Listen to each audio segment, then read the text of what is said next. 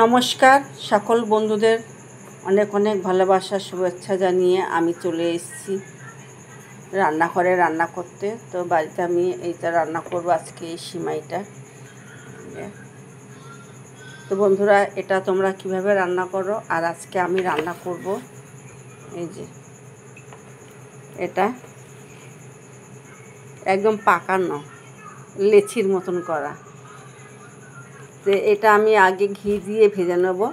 আর এখানে দুধ বসিয়েছি, একদম দুধে কিন্তু জল দেওয়া হয়নি, একদম পিওর প্যাকেট দুধ। জাল দেওয়া হয়েছে একবার, আমি আবার এটাকে ফোটাচ্ছি, অল্প আছে। আর আমি তাওয়াতে এই ঘি দিয়ে সেমাইটাকে ভেজে নেব।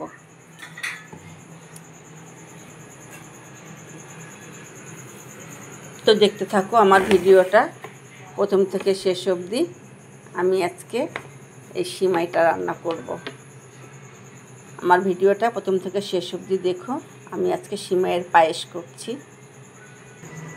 তো বন্ধুরা, আমি কড়াই তাওয়াতে আমি একটুখানি ঘি দিয়ে দিচ্ছি।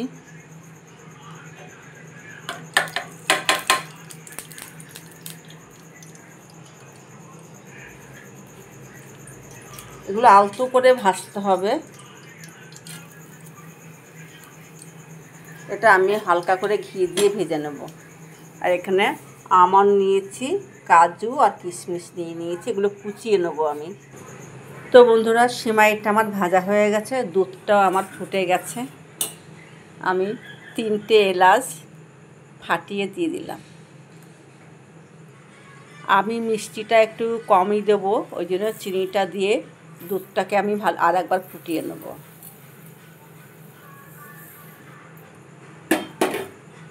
একটু নেড়ে নেড়ে ভালো করে ফুটিয়ে নেব। এলাচটাও দিয়ে দিলাম।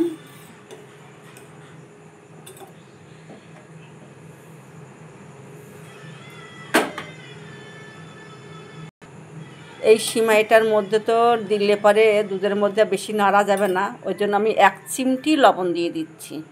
জানো তো বন্ধুরা, যতই ঘি দাও মাখন দাও, 1 চিটে নুন না দিলে সে রান্নায় স্বাদ আসে না, জানো?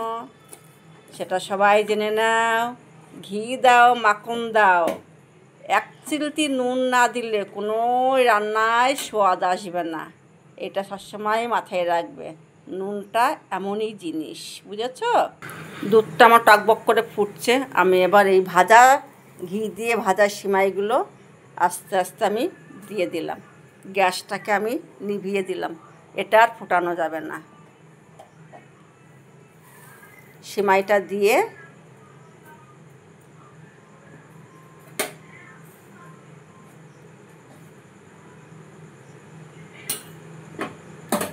কাজু কিশমিশ আর আমন্ডটা কেটে রেখেছিলাম, এটা আমি দিয়ে দিলাম।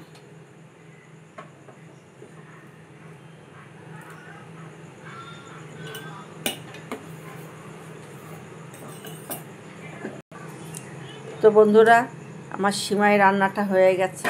দেখো, এটা এইভাবে হয়েছে, ঠিক এইভাবে এটা রান্না হবে।